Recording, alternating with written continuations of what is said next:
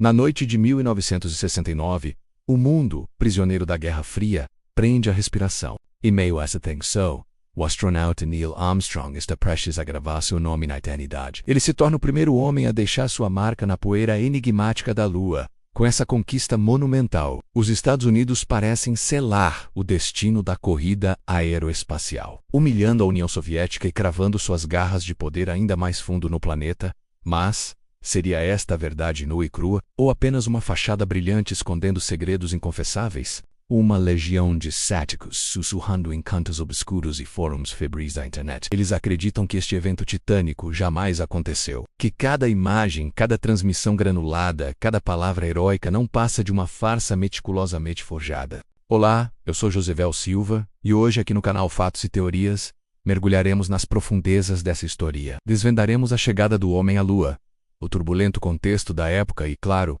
as teorias da conspiração que lançam uma sombra persistente sobre a veracidade deste marco. Preparem-se, pois a história que conhecemos pode ter reviravoltas inesperadas. Nos anos 60, o globo terrestre era um tabuleiro de xadrez sob o espectro da Guerra Fria. Naqueles dias sombrios, Estados Unidos e União Soviética travavam uma batalha silenciosa, porém brutal, pela hegemonia mundial. Disputavam cada centímetro de influência, exportando suas ideologias antagônicas e correndo numa espiral frenética para ver quem ostentaria o arsenal bélico e tecnológico mais aterrador. Então o campo de batalha se expandiu para além da Terra. O foco das duas superpotências tornou-se o espaço sideral, frio e implacável. Quem chegasse lá primeiro, ou de forma mais espetacular, não apenas venceria essa corrida espacial alucinante, mas também se imporia como a força dominante no cenário mundial. Pois bem, a União Soviética desferiu o primeiro golpe. Yuri Gagarin, o nome que ecoou como um trovão, tornou-se o primeiro cosmonauta da história, o primeiro ser humano a encarar a vastidão do espaço. O impacto dessa conquista soviética abalou os Estados Unidos até a sua fundação. Feridos em seu orgulho, passaram a injetar recursos astronômicos em seu próprio programa espacial. O presidente John F. Kennedy, com uma audácia quase desesperada, declarou que, para sobrepujar a União Soviética, um homem americano pisaria na Lua antes do fim da década. Uma promessa que parecia saída de um sonho febril. A obsessão foi tamanha que a Administração Nacional da Aeronáutica e Espaço, a NASA, recebeu um orçamento que beirava o ilimitado naquela era de extremos. E a partir daí, impulsionados por essa urgência, os Estados Unidos protagonizaram um avanço científico que desafiava a lógica, especialmente na microeletrônica, uma revolução silenciosa que permitiu a miniaturização impossível dos equipamentos eletrônicos vitais para a missão Apollo. Não é por acaso que grandes empresas como a Microsoft, Apple e Google fincaram suas raízes em solo americano. Em julho de 1969, o dia fatídico finalmente rompeu a aurora. 3 astronautas norte-americanos, carregando o peso das expectativas de uma nação, embarcaram numa jornada rumo ao desconhecido, com destino à Lua. E Neil Armstrong, com o mundo em suspense, pisou em nosso satélite, proferindo a frase que ecoaria para sempre: um pequeno passo para um homem, mas um salto gigantesco para a humanidade. Naquele instante, os Estados Unidos pareciam ter esmagado a concorrência na corrida aeroespacial contra a União Soviética, que, abalada, começava a ver seu poderio ruir. Ao longo de toda a jornada da humanidade, apenas 12 homens experimentaram o privilégio indescritível de caminhar sobre a superfície lunar. Ao todo, 24 astronautas sentiram a atração da órbita lunar, todos eles peças cruciais das 6 missões Apollo, executadas sob imensa pressão entre as décadas de 60 e 70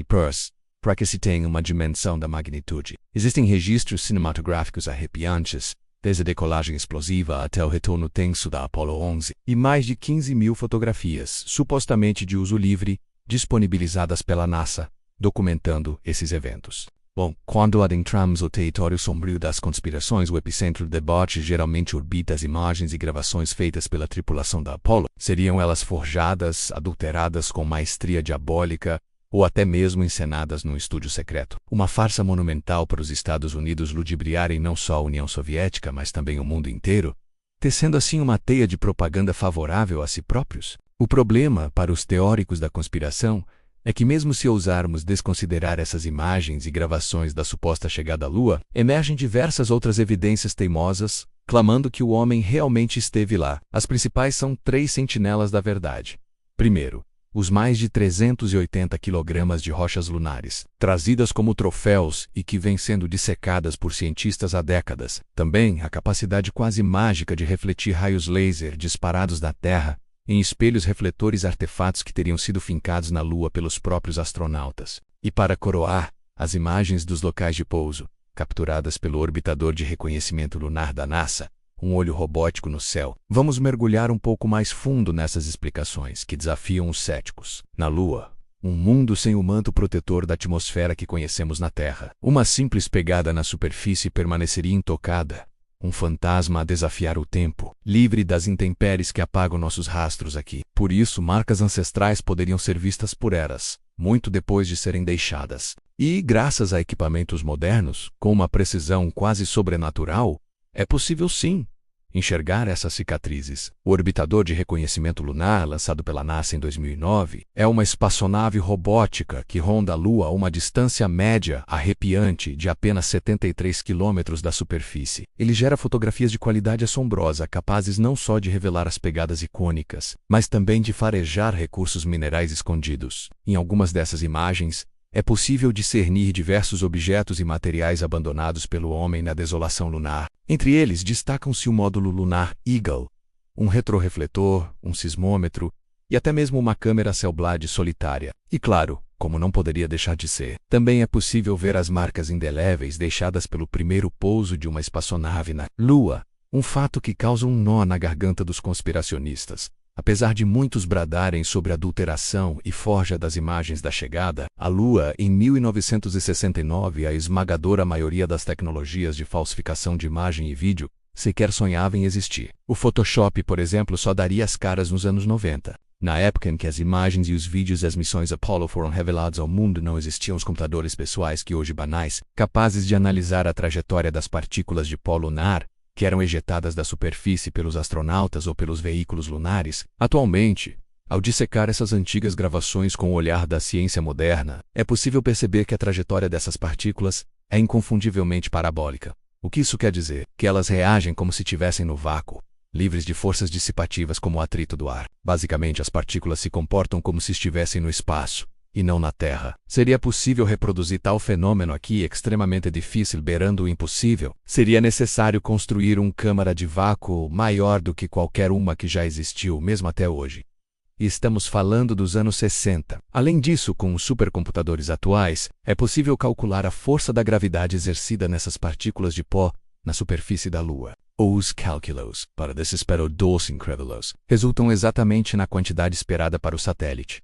Cerca de 1,62 metros por segundo ao quadrado. Hoje, conseguiríamos forjar um vídeo desses com computação gráfica, mas em 1969 era pura ficção científica. Lembram-se que mencionei os espelhos refletores? Essas peças enigmáticas foram instaladas por astronautas das missões Apollo 11, 14 e 15. E possuem a incrível capacidade de refletir a luz de volta à sua fonte emissora com uma precisão assustadora. Inclusive através desses feixes emitidos de vários observatórios ao redor do planeta. É possível medir a distância exata entre a Terra e a Lua. Pois bem, seria impossível essa reflexão precisa se os homens não tivessem, de fato, estado na superfície lunar e posicionado meticulosamente esses refletores. Mais uma evidência que teima em comprovar a aterrissagem de Neil Armstrong na Lua.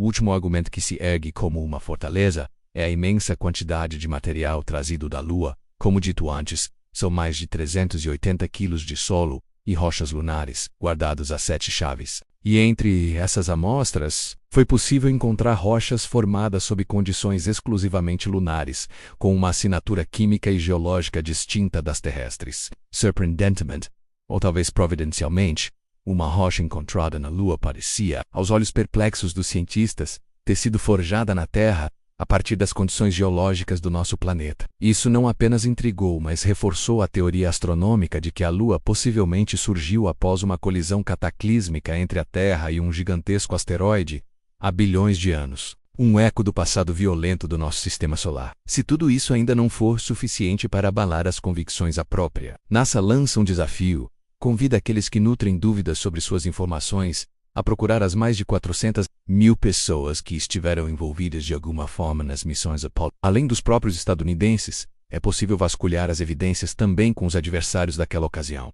a União Soviética. Esses documentos, se existirem, devem estar trancafiados nos arquivos da Rússia. Evidentemente, e este é um ponto crucial, os soviéticos observaram cada movimento americano com olhos de águia, muitas vezes secretamente com seus espiões e tecnologia. Quando a aterrissagem aconteceu, a União Soviética, com o orgulho ferido, reconheceu o feito americano e sentiu profundamente as consequências de ter sido derrotada na corrida aeroespacial. Se tudo não passasse de uma farsa elaborada, a KGB e a União Soviética seriam os primeiros, os mais interessados, a descobrir a fraude e, obviamente, teriam urrado a verdade ao mundo, ainda na década de 70. Para desmoralizar o inimigo e manter viva a disputa da Guerra Fria, o silêncio deles é, para muitos, a mais eloquente das confirmações. As teorias incendiárias sobre nunca termos chegado à Lua ganharam fôlego com Bill Kaysing e seu livro autopublicado em 1976, intitulado Nós Nunca Fomos à Lua. Um título provocador, sem dúvida. Kaysing foi empregado da Rocketdyne, a companhia que ajudou a construir os motores titânicos do foguete Saturn V. Ele alegava ter tido acesso a documentos ultra-secretos da NASA,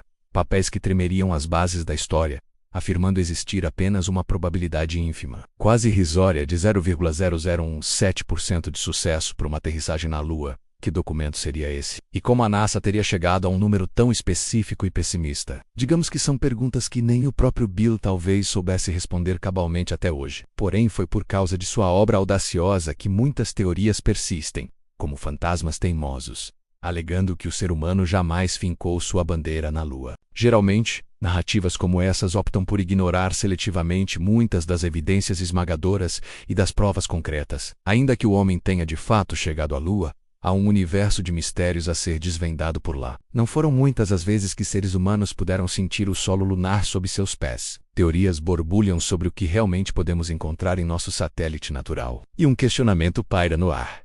Por que não enviamos astronautas para lá com a frequência de um voo comercial? Essas são questões para uma outra jornada investigativa, talvez não muito distante. Então, se você ainda sente um arrepio de dúvida e não acredita na história oficial da NASA, comente aqui seu principal argumento. Qual dessas contestações para você possui o peso da certeza? Qual delas é a mais irrefutável? Muito obrigado pela sua companhia nesta incursão ao desconhecido. Um grande abraço. Não se esqueça de se inscrever no canal, dar seu like e deixar seu comentário. Fique com Deus e até o próximo vídeo.